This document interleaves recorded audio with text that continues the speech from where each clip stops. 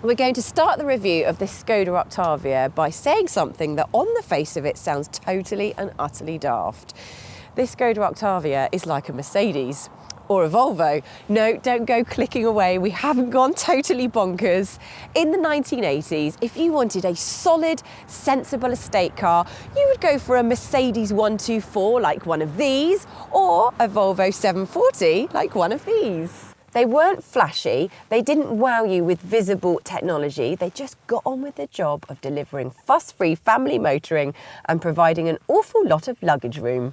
These days, that's exactly what Skoda does, provides comfortable, versatile, utterly dependable family motoring. And it's been a long time since Skodas have been bargain basement cars, but they do still offer great value for money. The Skoda Octavia, for example, offers the sort of interior packaging that you would expect from a whole class above. It's like a Volkswagen Golf, but with Volkswagen Passat amounts of space.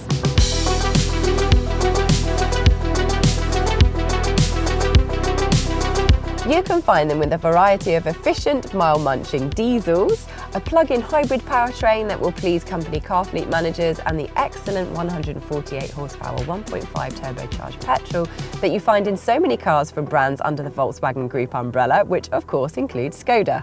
There's more though. There's a performance-focused VRS model which has 242 horsepower and is basically a Volkswagen Golf GTI that you can fit a wardrobe in the back. Or there's this, the more humble 1.0 TSI, which has a 999cc three-cylinder engine and still manages respectable performance. But despite having an engine the size of a food blender, it doesn't feel weedy in here at all. In fact, it feels solid, sensible and substantial. It's also comfortable, and although the design isn't exciting, it is sophisticated, and this two-spoke wheel is a neat touch. The central touchscreen is large, clear and responsive, and the user experience is probably simpler and more intuitive than in Volkswagen models. We're going to have a little bit of a moan here now though. As is common with so many modern cars, there are no physical buttons for the climate control or the stereo controls, which is a little bit annoying. And this slider here for the volume, you can accidentally knock that while you're on the move. What is good though is at least the climate control settings are on display at the bottom of the screen all the time. In terms of other equipment, it's actually rather well specified. This is the entry-level SE and it gets Bluetooth, Apple CarPlay, Android Auto, dual zone climate control, cruise control, rear parking sensors, automatic lights and wipers, and keyless start. Higher spec models get goodies such as built-in sat-nav, a digital driver's display, keyless entry, and heated front seats. As well as a generous smattering of equipment, there are some really thoughtful interior touches. There's plenty of storage cubbies, and this armrest slides forwards and backwards, and there are 4 different height settings, so you can really find the perfect position for it.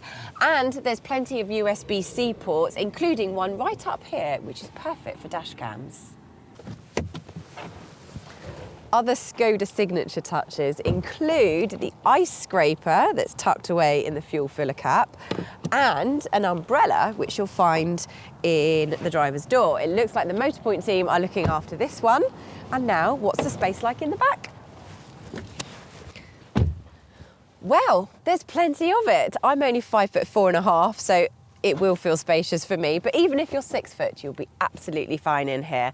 And we're pretty well equipped in the back because there is a central armrest with cup holders, our very own air vents, a pair of USB-C connectors and directional reading lights. But when it comes to boot space, that is where this car really excels. There is a whopping 640 litres back here. That outpunches the Audi A6 Avant, BMW 5 Series Touring and even the Mercedes E-Class Estate, all of which are much bigger and more expensive cars. On the road, the comparisons with Mercedes, BMW and Audi are perhaps a little more stretched. The 1-litre engine certainly sees to that, although considering its size, it is rather peppy, and 0 to 62 comes in at a rather respectable, considering the size of this vehicle, remember, 11 seconds. It'll cope fairly well with motorway speeds too, but if you are regularly doing long hauls with a full complement of luggage and passengers, you'd probably be better off with one of the diesel models. If you want to have some fun on your favourite country roads, then you can go for the VRS version, although this more humble version still offers plenty of grip and it always feels stable. Plus, the brakes and steering deliver confidence-inspiring feedback. The suspension, meanwhile, is quite soft, so there tends to be quite a bit of body lean in the corners. That supple suspension pays dividends with ride comfort though, cushioning the impact of potholes and poor road surfaces, providing a sense of wafty comfort on A roads and motorways. As for fuel efficiency, it's pretty good. No, it's very good. I'm going to be a little bit more complimentary than that. It will achieve around 55 to 60 miles per gallon if you drive it gently, and the diesels are about the same. If you go for the 1.5 litre, that's a little bit more thirsty, and if you go for the VRS version, well, that's even more thirsty. And if you go for the plug-in hybrid, that all depends on how well you can maximise the use of the battery. Is the Skoda Octavia Estate an exciting car? No, not really, but it is a rather excellent car. It's comfortable, spacious, sensible, well equipped, even at entry level guys, and fuel efficient. And we guarantee it's one of those cars that if you had it in your life, you just couldn't imagine being without it. And if we haven't convinced you, check out the Motorpoint YouTube channel for some reviews of other cars.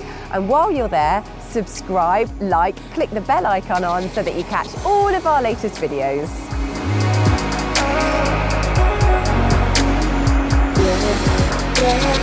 Yeah.